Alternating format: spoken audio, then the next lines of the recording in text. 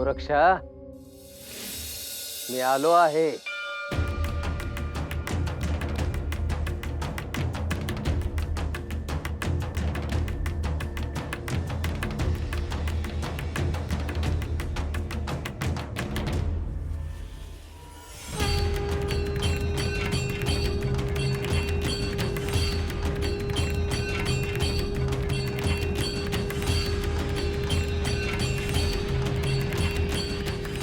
गुरुवर आलात?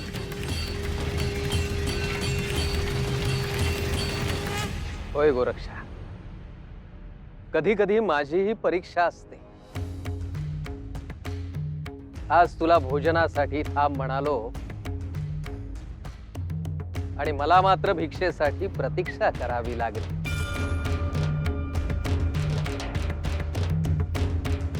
गुरुवर, आपण इथून जगाची सत्ता चालवता आहात, मात्र आपल्याला भिक्षेसाठी भ्रमण देखील करावे लागते याची कुणाला कल्पनाही नसेल. सर्वप्रथम हे ध्यानात घे गोरक्षा, की भिक्षा हा आपल्यासाठी संस्कार आहे. जगत कल्याणाचे कार्य हे असेच असते. सत्य धर्म यांचे अधिष्ठान चिरंतन राहावे, सर्वत्र आनंद व्हावा, शांतता नांदावी, हाच हेतू असतो.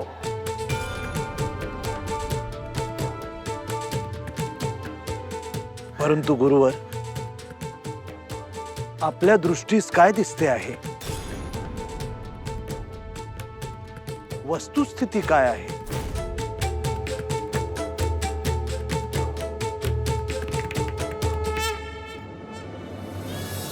आजपर्यंत असंख्य संतांनी, विभूतींनी, देवतांनी मनुष्यात सत्य काय आहे हे सांगण्याचा प्रयत्न केला.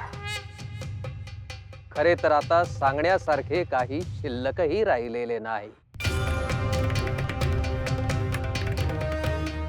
परंतु सज्जनांविषयी करुणा असते म्हणून ते बोलतात. आता परिस्थिती अशी आहे की मनुष्याचा प्रवास विनाशाच्या दिशेने सुरू आहे. तो वेळीच सावरला नाही तर भविष्य अंधकारमय आहे.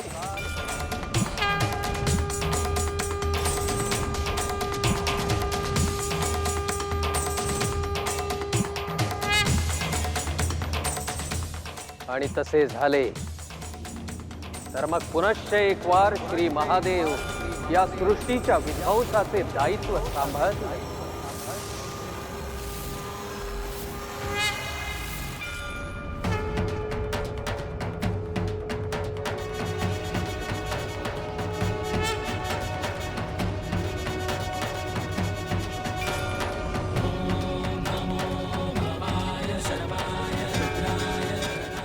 त्यानंतर पुन्हा एकदा नव्याने या सृष्टीची रचना होईल.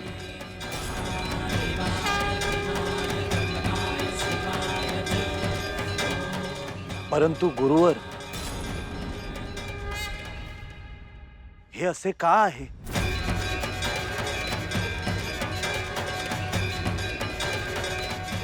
सगळ्याचे सार आहे प्रेम, करुणा.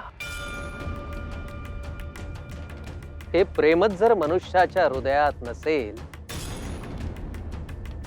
तर त्याचे स्थान कोण घेईल? राग, लोभ, काम, द्वेष भविष्यात असुरांनाही लाजवेल असे मनुष्याचे वर्तन असेल.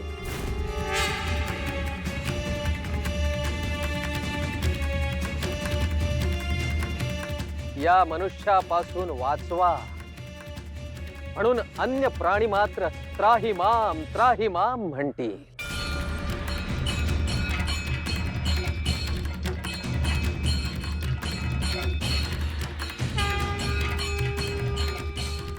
परंतु जर असे असेल तर गुरुवर, आपल्या कार्याला काय अर्थ आहे? गोरक्षा, सज्जनांचे रक्षण आणि दुर्जनांचे निर्दालन हेच आपले दायित्व आहे. सत्य हे कधीही मृत होणार नाही, ते चिरंतन आहे. ही श्रद्धा, हा विश्वास मनुष्याच्या हृदयात निर्माण व्हावा, तो टिकावा, म्हणूनच सगळे प्रयत्न आहेत.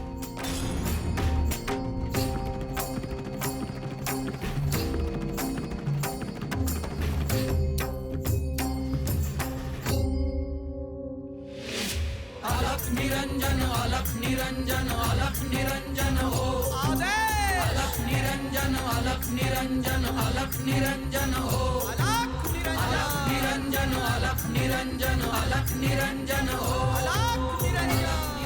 हे शब्द नेहमी ध्यानात राहतील गुरुवर. निरंजन अलख निरंजन अलख निरंजन हो.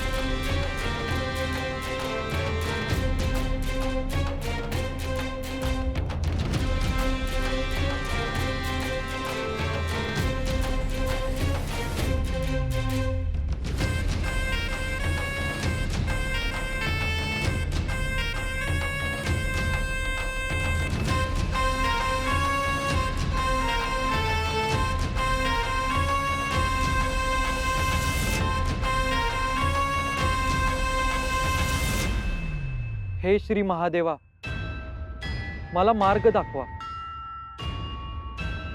मी इथे आहे, पण माझे मन इथे नाही. मी इथे राहण्यासाठी जन्माला आलो नाही असे सतत वाटत आहे. मी काय करू?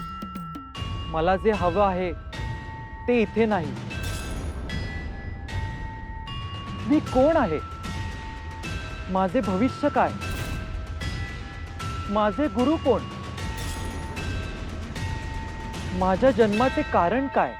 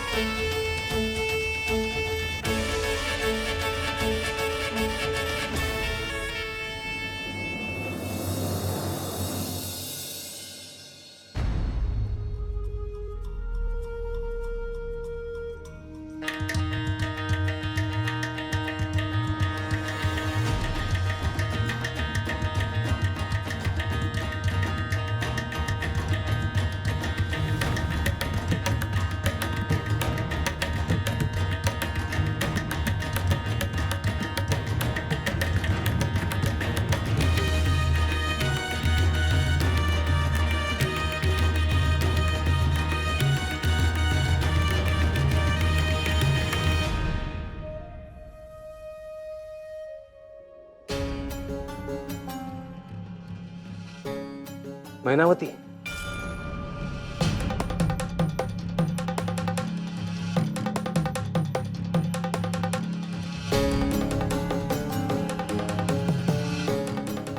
श्रीनाथ,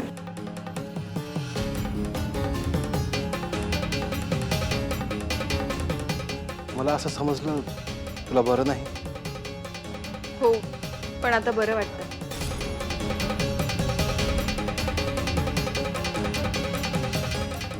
परंतु याआधी मी तुला असं कधीही पाहिलं नाही. काळजी करू नका. आज तुम्हाला पाहायलाही मिळालं नाही. मला सांगा, तुम्ही कसे आहात?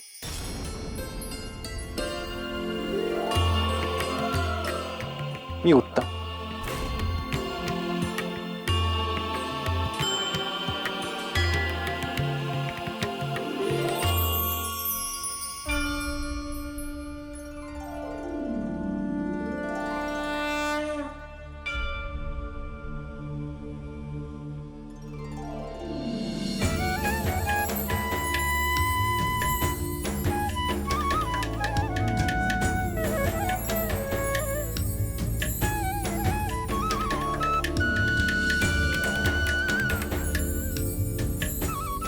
मैनावती, मला तुझ्याकडे पाहून वेगळीच वाटते आहे.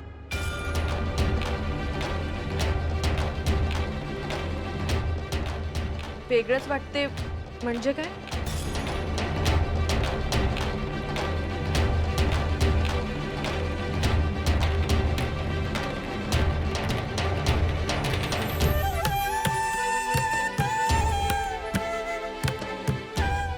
म्हणजे मी ज्याची कधी कल्पनाही केली नाही असे घडले आहे.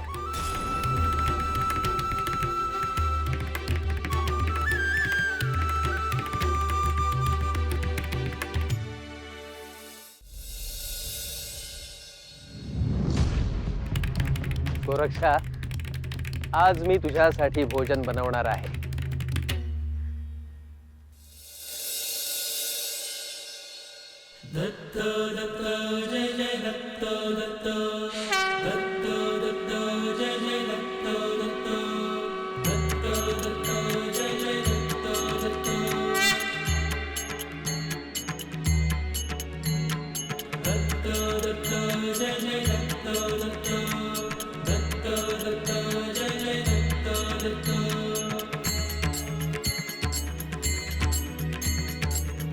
गुरुदेव दत्त, गुरुदेव दत्त, गुरुदेव दत्त. दत्त दत्त जय जय दत्त दत्त, दत्त दत्त जय जय दत्त दत्त, दत्त दत्त जय जय दत्त दत्त, दत्त दत्त जय जय दत्त दत्त. दत्त दत्त जय जय दत्त दत्त, दत्त दत्त जय जय दत्त दत्त.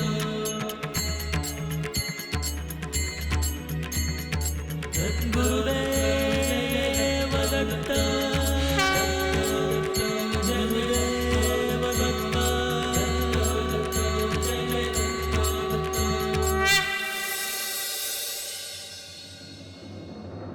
पोरांनो, गहिनीला कुठे पाहिलं का? अहो आता इथंच होता, पर गेला तो. कुठे गेला? आम्ही विचारलं त्याला, पर त्यानं काही सांगितलं नाही. तुम्हासनी एक सांगायचं होतं. अरे गप केला का? अरे सांगू दे त्याला. सांग. गहिनी म्हणत होता का हे समजा सोडून जायचं आहे.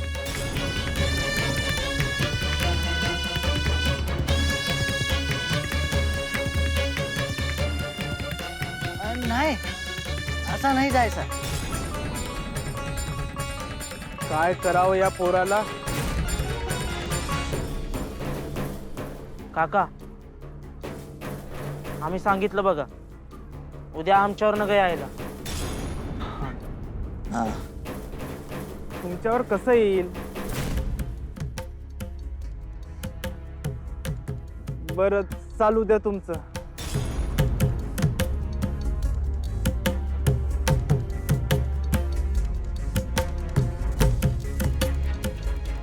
वैर, आई बापाला लई वाईट वाटत असेल. अरे पण कशाला पाहिजेत गुरु? ते काय समजलं नाही. आपलं तर काय अडत नाही, नसलं तरी. अरे पण आधी हे समजून घ्या की तो कोण आहे. आता तो साधू बॉस त्याला सोडून गेला म्हणल्यावर तो असाच वागणार ना. 12 साल झालं की येतो म्हणलं होतं. माते, 12 वर्षानंतर मी पुन्हा येईल. तुम्हाला आणि गहिनीला मी भेटेन. नाथ परंपरेतील दीक्षा त्या प्रसंगी होईल.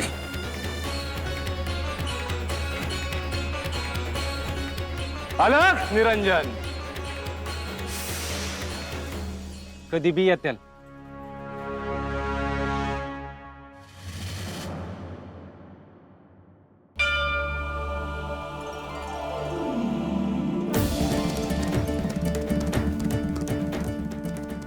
गुरुवर, खर तर मी तुमची सेवा करायला हवी, परंतु इथे तुम्हीच कष्ट घेता आहात. गोरक्षा, अरे तू किती मोठा झालास तरी माझ्यासाठी लहानच आहेस. तुझे कोड कौतुक मी नाही करायचे तर कोणी करायचे? तू बालपणी माझ्याकडे आला होतास तो क्षण आजही स्पष्ट आठवतो मला. असो, तुला पहिला घास मी भरवणार. गुरुर्ब्रह्मा गुरुर्विष्णू गुरुर्देवो महेश्वरा गुरु साक्षात् परब्रह्म तस्मै श्री गुरुवे नमः.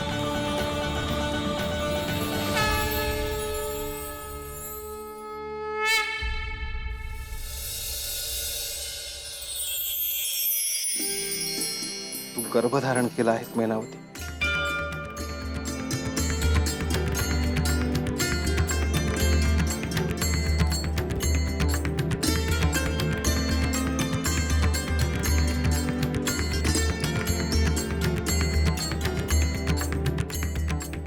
आणि त्यात एका दिव्य तेजाने प्रवेश केला आहे.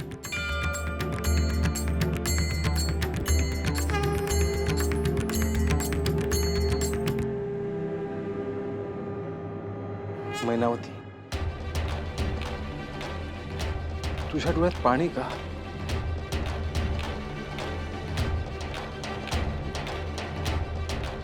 हे आनंदाचे अश्रू आहेत.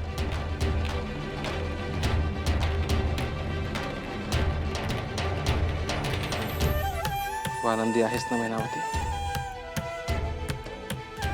हो श्रीनाथ, मी खूप आनंदी आहे.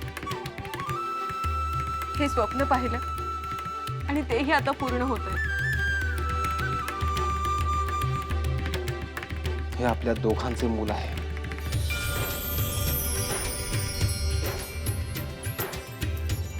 तू कुठे ह्या स्त्री राज्यामध्ये, मी कुठे एका अज्ञात प्रदेशात, परंतु मी इथे आलो काय, तुला भेटलो काय, हे सगळेच अद्भुत आहे. त्याला तुम्ही आहात, आपलं अपत्य आहे. आता श्री महादेवांना एकच प्रार्थना आहे, मला आणखी काही नको. मी भरून पावले. मला केवळ तुमच्या सोबत सुखाने संसार करायचा आहे.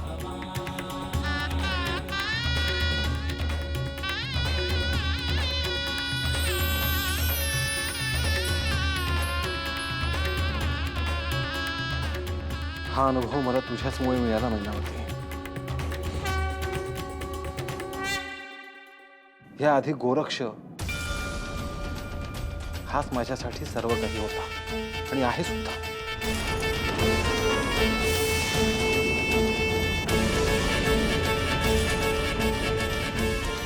परंतु त्याचे संगोपन करताना गुरुसोबत पिता असल्याचाही भाव होता.